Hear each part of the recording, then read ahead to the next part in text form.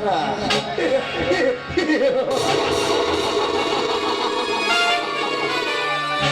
ಲೇಶಕ್ಕ ಶೌರ್ಯ ಸಾಹಸದ ಸೂರ ನಾನೆಂದು ಈ ಸರ್ದಾರನಿಗೆ ಸವಾಲು ಹಾಕಿ ಈ ದೇವೇಗೌಡನಿಗೆ ಎದುರಾಗಿ ನಿಂತಿಯಲ್ಲ, ಏನಾಯಿತು ನಿನ್ನ ಸ್ಥಿತಿ?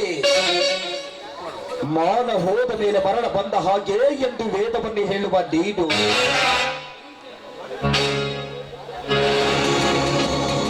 ಮದುವೆಗಿಂತ ಮುಂಚೆ ತುಂಬು ಗರ್ಭಿಣಿಯಾಗಿ ನನ್ನ ತಮ್ಮನ ಕಾಮಕ್ಕೆ ಬಲಿಯಾಗಿ ತುಂಬು ಗರ್ಭಿಣಿಯಾಗಿ ನಿಂತಿರುವ ನಿನ್ನ ತಂಗಿಯನ್ನು ಮನೆಯಲ್ಲಿಟ್ಟುಕೊಂಡೆ. ತಾಳಿಗಿಂತ ಮುಂಚೆ ತಾಯಿಯಾಗುತ್ತಿರುವ ನಿನ್ನ ತಂಗಿಯನ್ನು ನನ್ನ ತಮ್ಮನಿಗೆ ಗಂಟು ಹಾಕಬೇಕೆಂದು ಹಂಬಲಿಸಿರುವೆ ಆ ಮಗನೇ.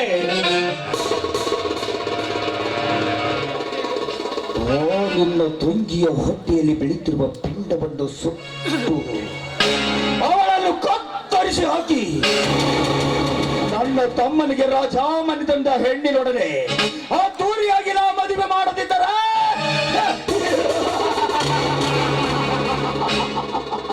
ಅಣ್ಣ ಅಣ್ಣ ಗರ್ವದಿಂದ ಮೆರೆಯುವ ದೇವೇಗೌಡನೇ ಅಲ್ಲ.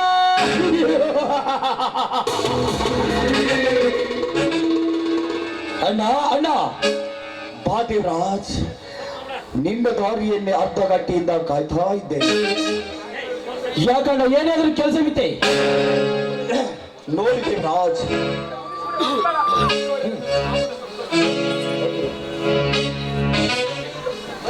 ನೋಡಿದೇವರಾಜ್ ಸಿಕ್ಕವರಿಂದ ಸಿಕ್ಕ ಹಾಗೆ ತನ್ನ ಕಾಮದ ಸೊಕ್ಕನ್ನು ಹಿಡಿಸಿಕೊಂಡು ಗರ್ಭಿಣಿಯಾಗಿ ನಿಂತಿರುವ ಶಂಕರನ ತಂಗಿಯನ್ನು ನಿನಗೆ ಗಂಟು ಹಾಕಬೇಕೆಂದು ಸಂಚು ಹುಡುಕಿದ್ದಾರೆ ಆ ಬಂಡ ಬಡ್ಡಿ ಮಕ್ಕಳು. ಅದಕ್ಕೆ ನೀನು 2-3 ತಿಂಗಳು ಈ ರಾಜ್ಯವನ್ನು ಬಿಟ್ಟು ಬೇರೆ ರಾಜ್ಯಕ್ಕೆ ಹೋಗಿಬಿಡು. ಅವರನ್ನು ಎತ್ತಿದ ನಂತರ ನಿನ್ನನ್ನು ಕರೆಸಿಕೊಂಡು ರಾಜಾಮನಿತಂದ ಹೆಣ್ಣಿನೊಡನೆ ನಿನ್ನನ್ನು ಮದುವೆ ಮಾಡುತ್ತೇನೆ.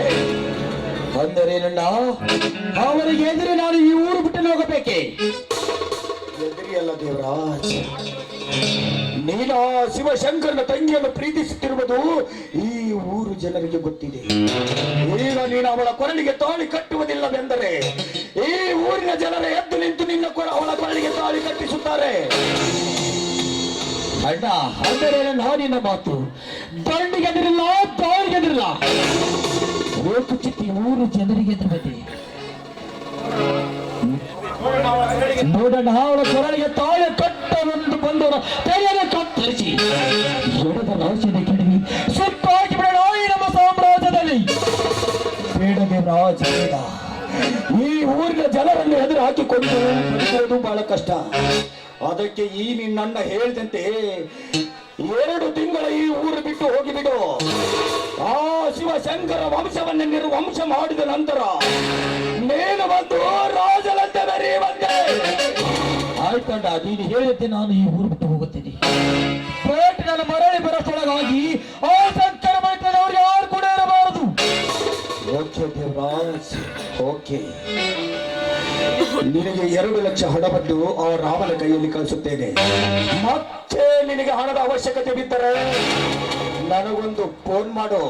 ನಿನಗೆ ಎಷ್ಟು ಬೇಕು ಅಷ್ಟು ಹಣವನ್ನು ಫೋನ್ ಪೇ ಮಾಡುತ್ತೇನೆ. ಓಕೆನಾ?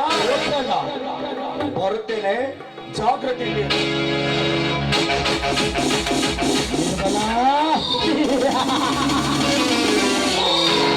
ನಿನ್ನಿಂದ ನನ್ನ ನೀವು ಊರು ಬಿಟ್ಟು ಹೋಗುವಂತೆ ಮಾಡಿದೆಯೋ ದಯಾಳೆ ಎಣ್ಣೆ. ನೀನು ಗರ್ಭಿಣಿ ಎಂದು ತಿಳಿದ ತಕ್ಷಣವೇ ನಾನು ಕೊನೆ ಮಾಡುತ್ತೇನೆ. ನಿನ್ನ ನಾನು ಊರು ಬಿಟ್ಟು ಹೋಗೋ ಪರಿಸ್ಥಿತಿ ನನಗೆ ಬರ್ತಿರಲ್ಲ. ಹೋಗಿ ಬರಬ ನಿರ್ಮಲ, ಹೋಗಿ ಬರಬಿ.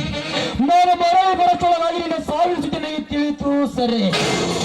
ಇಲ್ಲ, ಈ ದೇವರಾಜನ ಕೈಲಿ ಹೋಗುವುದು ನಿನ್ನ ಪ್ರಾಣ ಬರೋದ ಕಾರ್ಯ.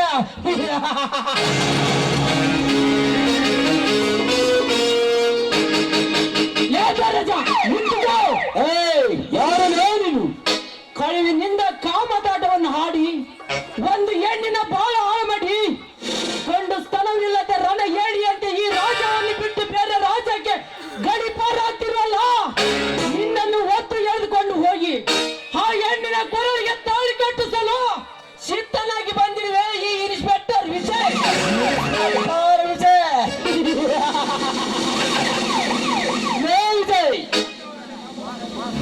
ಗಂಡರೊಡನೆ ಕಾಮದಾಟವಾಗಿ 100 ಜನ ಸಂಪರ್ಕವನ್ನು ಬಯಸಿ ಗರ್ಭಿಣಿಯನ್ನು ನಾನು ಮದುವೆಯಾಗಬೇಕೆ? ಸುಮ್ಮನೆ ಹೊರಟೋಗು, ಇಲ್ಲ ಸುಟ್ಟಾಗಿ ಬರ್ತಾನೆ.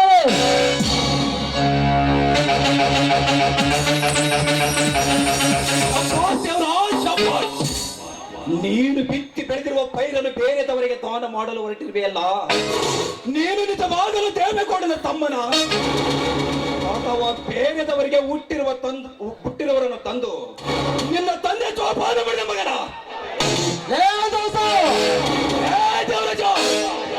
ನಿನ್ನನ್ನು ನಂಬಿ ನೀತಿಗೆಟ್ಟು ನೀ ಕರೆದನಿಗೆ ಬಂದು ಮೈಸುಖ ಕೊಟ್ಟು ನಿನ್ನ ಮೇಲೆ ಪ್ರಾಣನ ಇಟ್ಟುಕೊಂಡಿರುವ ಆ ಹೆಣ್ಣನ್ನು ಬಿಟ್ಟು ಓಡಿ ಹೊಂಟಿರುವೆಯಲ್ಲ, ನೀನೊಬ್ಬ ಗಂಡ. ನಾಲಾಯ್ಕಲ್ಲ ಮಗನೇ, ಪ್ರೀತಿ ಮಾಡಿದ ಮೇಲೆ ನಿಯತ್ತಿರಬೇಕು. ನಿಯತ್ತಿಲ್ಲದಿನ ನಾಯಿ ನೀನು. ನಿನ್ನಂತವರಿಗೆ ಪ್ರೀತಿನಲ್ಲಿ ಹೇಳಿದರೆ ಗೊತ್ತಾಗುವುದಿಲ್ಲ. ವಿಜಯ್, ಹೇಳಿಕೊಂಡು ಬಾಯಿ ನಾಯನ್ನು ಒಳ್ಳೆಯ ಮಾತಿನಿಂದ ತಾಳಿ ಕಟ್ಟಿದರೆ ಸರಿ, ಇಲ್ಲ ಈ ದಾಸರ ಮಚ್ಚಿಗೆ ತೆರೆ ಕೊಡಬೇಕು. ಒಂದು